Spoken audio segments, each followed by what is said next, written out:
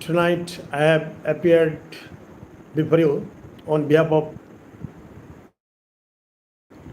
an easy step to English grammar only to discuss adverb clause of place.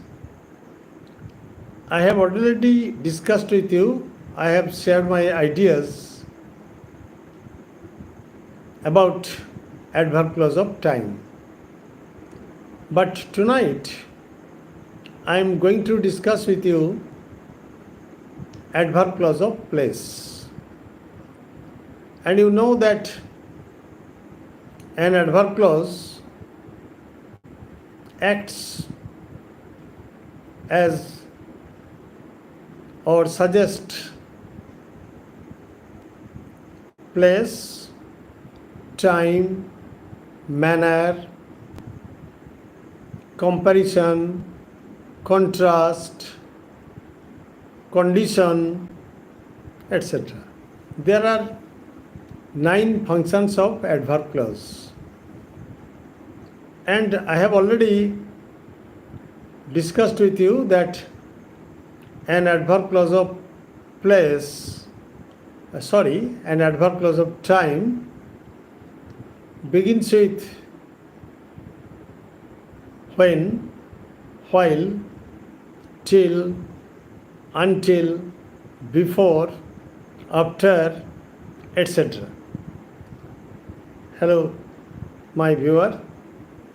Please tell your friends that I am going to discuss with you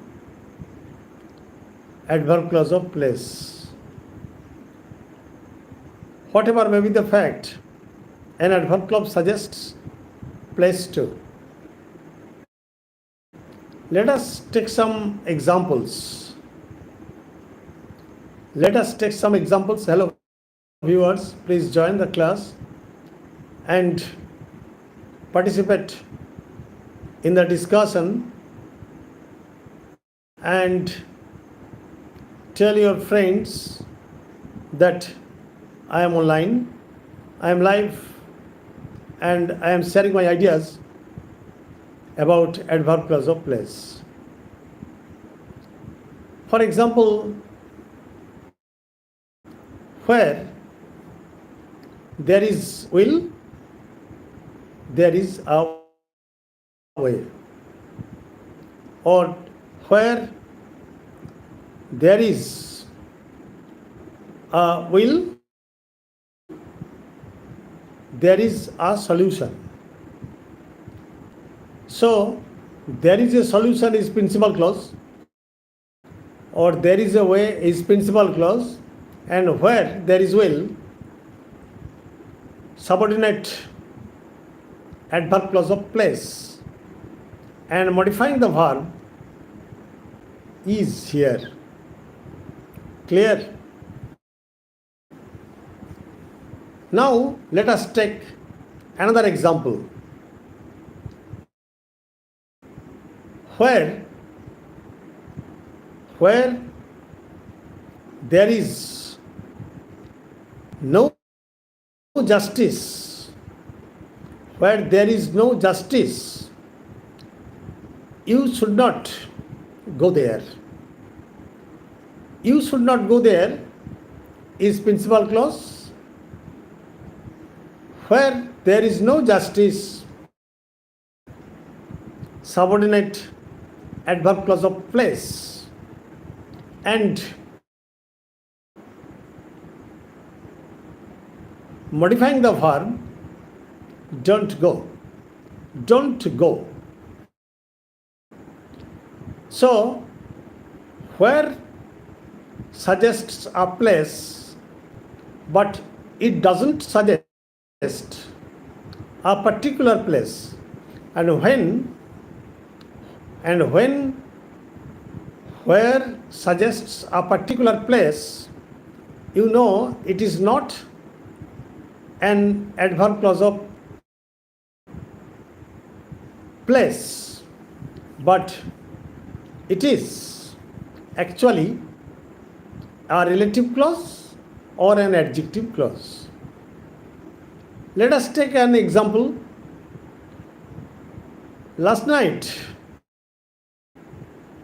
I went to my native village where my uncle lives. Here you see that where my uncle lives is actually relative clause or adjective clause qualifying the noun native village, because there is an antecedent. Clear? When there is an antecedent, that means either a noun or a pronoun or a noun phrase before where, you are sure that it is an adjective clause or relative clause. But where, in the case of adverb clause of place, suggests place but does not suggest a particular place. For example, where science ends, philosophy begins. Where science ends, philosophy begins. You see that philosophy begins is principal clause. Where science ends, subordinate adverb clause of place, and modifying the verb ends in clause number 1. Thus, where suggests place in adverb clause, but it does not suggest a particular place. You may ask different types of questions by typing, and I will solve all your problems. Just listen to me without skipping a single word or a single sentence, and I fervently hope that all of you will be able to learn English. It depends upon your listening capability, how to listen to English lecture, because I am telling you very simple English, not jargons, not difficult words, not long words, etc.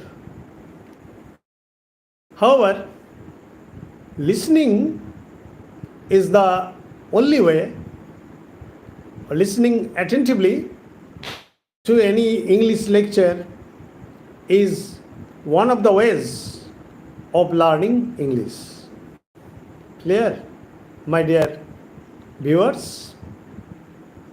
And if this video comes to your benefit, please don't hesitate to subscribe, to like, to comment and share, please. I taught in a high school for 38 years, and from my classroom experience, I know where your weakness lies. Now, just follow the sentence. I know where your weakness lies. Here it is neither an adverb clause nor a relative clause. It is noun clause. I know principal clause. I know principal clause.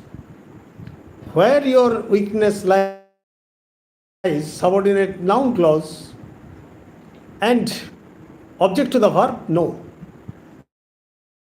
Object to the verb, no, because asks the verb no, by what, and it will give you answer where your weakness lies. So, where your weakness lies is acting as the object to the verb of the principal clause no. Clear? Hello, my viewers. Hello, my patrons, my well-wishers, and those who want to learn English for speaking, for writing, for reading, etc. You must follow my lecture, and if you keep on practicing thus, you will be able to be fluent as me, nothing else. However, another example: return whence you came. Return whence you came. Do you know what is the meaning of whence? Whence means from where. Whence means from where. That means you return, principal clause. Whence you came, that means from where you came, adverb clause of place, and modifying the verb return. And you may ask me, why am I telling you modifying the verb? Because the function of an adverb clause is to modify, that is, to suggest its quality, to modify a verb, an adjective, or another adverb. Clear?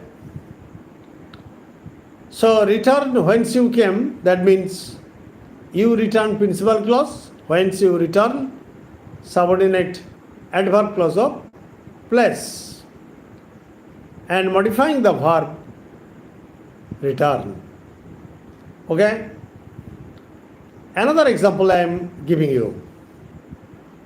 The travelers met with an accident wherever they went. Wherever they went, the travelers met with an accident wherever they went. That means the travelers met with an accident, principal clause, wherever they went, adverb clause of place, and modifying the verb met with. Clear? Wherever I went, I was honored. Wherever I went, I was honored. And let us analyze the sentence. I was honored, principal clause. Wherever I went, adverb clause of place, and modifying the verb went in clause number 1. Now let us conclude. An adverb clause of place begins with where, whence, wherever, etc. And in all the cases, the adverb clause of place modifies the verb before it. The verb before it. And also remember that an adverb clause of place indicates or suggests a place, but does not indicate a particular place or a pinpointed place. And when it is a pinpointed place, it is sure that it is an example of relative clause or adjective clause. Thanking all of you. Good night. Stay safe, stay mellow, and practice at home. Another day I will appear before you to explain adverb clause of manner, adverb clause of condition, adverb clause of contrast, adverb clause of comparison, adverb clause of purpose, etc.